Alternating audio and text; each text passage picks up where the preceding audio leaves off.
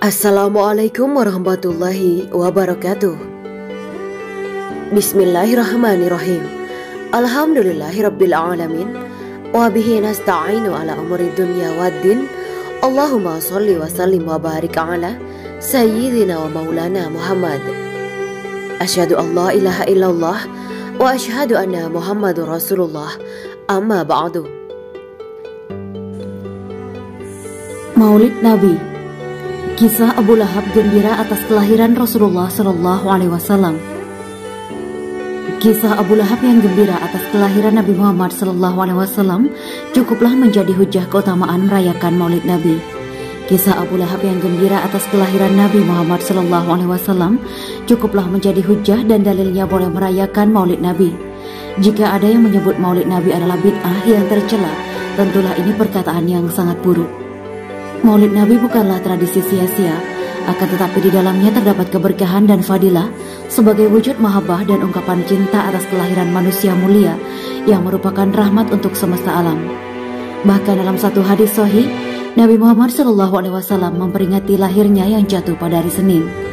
Beliau pernah ditanya mengenai ibadah puasa pada hari Senin, maka beliau menjawab, "Pada hari itulah saya dilahirkan, dan pada hari itu pula wahyu diturunkan atasku."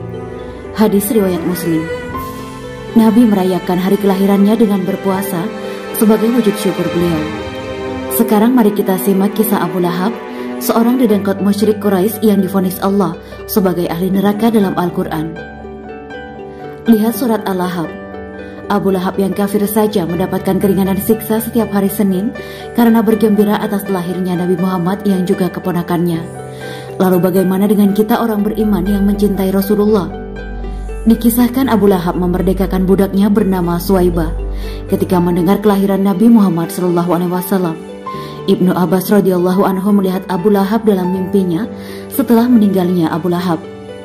Dalam mimpinya Ibnu Abbas menanyakan kepada Abu Lahab tentang keadaannya. Maka Abu Lahab menjawab, "Setelah aku wafat, aku tidak melihat akan adanya suatu kebaikan yang menghampiriku kecuali aku diberi minum dan diringankan siksaku setiap malam Senin, sebab aku memerdekakan budakku Suwaibah." Berikut hadisnya yang berarti, berkata Urwah, Suwaibah adalah bekas budak Abu Lahab.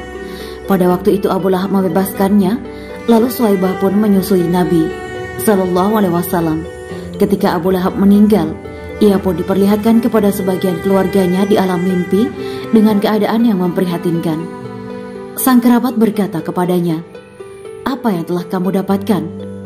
Abu Lahab berkata, "Setelah sekian aku belum pernah mendapati sesuatu nikmat pun, kecuali aku diberi minum lantaran memerdekakan Suwaibah."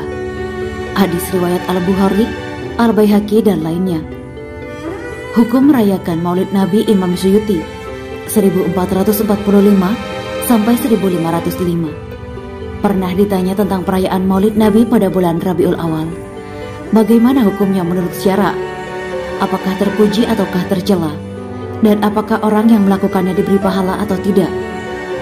Beliau menjawab, jawabannya, menurutku bahwa asal perayaan Nabi Muhammad SAW yaitu manusia berkumpul, membaca Al-Quran dan kisah-kisah teladan Nabi Muhammad SAW sejak kelahirannya sampai perjalanan kehidupannya. Kemudian menghidangkan makanan yang dinikmati bersama, setelah itu mereka pulang. Hanya itu yang dilakukan, tidak lebih. Semua itu termasuk bid'ah hasanah atau perkara yang baik.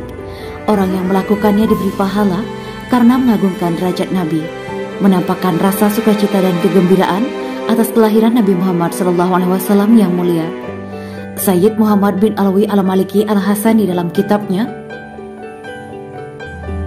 yang artinya bahwa sesungguhnya mengadakan Maulid Nabi merupakan suatu tradisi dari tradisi-tradisi yang baik, yang mengandung banyak manfaat dan faidah yang kembali kepada manusia, sebab adanya karunia yang besar.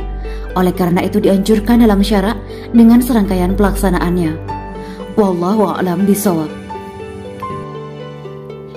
Demikianlah kisah Islami Bidadari Surga.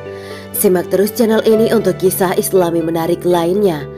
Terima kasih para sahabat Bidadari Surga yang dirahmati Allah. Semoga diberi kesehatan dan diberkahkan segalanya, juga dibahagiakan hidupnya di dunia dan di akhirat kelak oleh Allah Subhanahu wa Ta'ala. Amin ya mujibas sa'ilin. Wa akhiran, wabillahi taufiq wal hidayah. Wassalamualaikum warahmatullahi wabarakatuh.